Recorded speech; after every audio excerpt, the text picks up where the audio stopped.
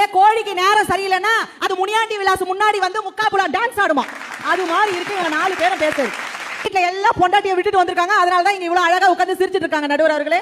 எங்க வீட்டு பக்கத்துல ஒரு 3 பேர் பேசிக்கிட்டாங்க. அதுல ஒருத்தன் சொன்னா, ஏண்டா மாப்ள, நான் பைக்குக்கே லோன் வாங்கினேன், லோன் கட்டல, பைக்கை தூக்கிட்டு போயிட்டாடா அப்படின்னா. கூட இருந்தவன் சொன்னா, டே மச்சான், நான் மாட்டுக்கே லோன் வாங்கினேன், லோன் கட்டல, மாட்டை ஓட்டிட்டு போயிட்டாடா அப்படின்னா. கூட ஒருத்தன் 3ஆவதா நின்னுட்டு இருந்தா பாத்தீங்களா, அவன் சொன்னா, இப்படி தெரிஞ்சிருந்தா நான் கல்யாணத்துக்கு லோன் வாங்கிருப்பேன்டா. பாருங்க, திருவள்ளூர் பஸ் ஸ்டாண்ட்ல போய் பாருங்க, திருப்பாச்சூர் பஸ் ஸ்டாண்ட்ல போய் பாருங்க. இவங்களோட நம்பிக்கை இருக்கு பாத்தீங்களா, கணவனும் மனைவியும் நட்பாக வாழ முடியும்னு சொன்னவெல்லாம் பஸ் ஸ்டாண்ட்ல நின்னுட்டு கைனை விட்டு இறங்குற ஒரு ஆள் என்ன பண்ணாரு, அவங்க பொண்டாட்டியை போட்டு அடி பின்னி எடுத்துட்டு இருந்தார். நான் பார்த்து கேட்டேன், ஏன் அந்த அம்மா போட்டு அடிச்சிட்டு இருக்க, என்னையா பிரச்சனை அப்படின்னு கேட்டேன். உடனே அவர் என்ன பார்த்து சொன்னாரு, என் குடும்பம் என் பிரச்சனை, என் பொண்டாட்டி உனக்கு என்னமா, வேலையை பார்த்துட்டு கிளம்ப மாட்டார். மனசு தாங்கலங்க. அங்க ஒரு பெரியவர் நின்னுட்டு இருந்தார். அவர்கிட்ட சொன்னேன், ஐயா நீங்களாச்சும் போய் கேளுங்க, அந்த ஆள் அந்த அம்மாவை போட்டு அடிச்சிட்டு கிடக்கான்னு. அந்த பெரியவர் போய் கேட்டாரு, ஏடா அந்த அம்மாவை போட்டு அடிக்கிற அப்படின்னாரு. உடனே அந்த ஆள் சொன்னா, வாயா வா, முச்சந்தில வச்சு அடிக்கிறப்ப மட்டும் இன்னைக்கு 4 பேர் வந்து நியாயம் கேட்கறியே, வீட்டுல என்ன 3 நாள் முக்க வச்சாச்சால ஒருத்தர நியாயம் கேட்கறியா.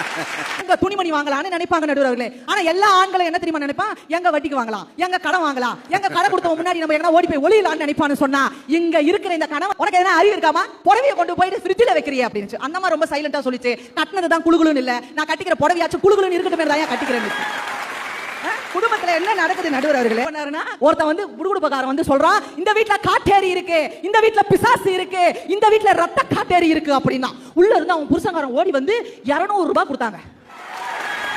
நான் ஆச்சரியப்பட்டுக்கிறேன், ஐயாப்பா உனக்கு எதனா அறிவு இருக்காயா, ஒரு 20 ரூபாய் கொடுக்கலாம், 30 ரூபாய் கொடுக்கலாம், இல்ல மிஞ்சு போனா 50 ரூபாய் கொடுக்கலாம், 200 ரூபாய் கொடுத்துருக்கேன்னு கேட்டேன். அவர் என்ன பார்த்து சொன்னாரு, சும்மா இருமா, இந்த ஆள் தாமா உண்மையை சொல்லியிருக்கான், இந்த வீட்டுல ரத்த காட்டேரி இருக்கு, பிசாசு இருக்கு, ரத்த காட்டேரி இருக்குன்னு சொல்லியிருக்கான்னு சொல்றான்னு சொன்ன.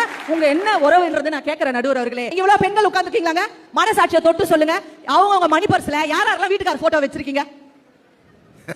அந்த அம்மா சொல்லுது, அவனை வீட்டுல வச்சிருக்கிறதே பெருசு, அவனை மணி பர்ஸ்ல வேற வைக்கணுமான்னு கேட்குது. நடுவர் என்னமா சமைக்கிறீங்க நீங்க, என்ன சமைக்கிறீங்க, சுட சுட சமைச்சா அது அம்மா சமையலுங்க, சுட வச்சு போட்டா அதான் பொண்டாட்டி சமையல். நடுவர் தக்காளி சோத்த கூட அம்மா பிரியாணி மாதிரி செய்வா, ஆனா பிரியாணியை கூட தக்காளி சோறு மாதிரி செஞ்சு போடுவா பொண்டாட்டி.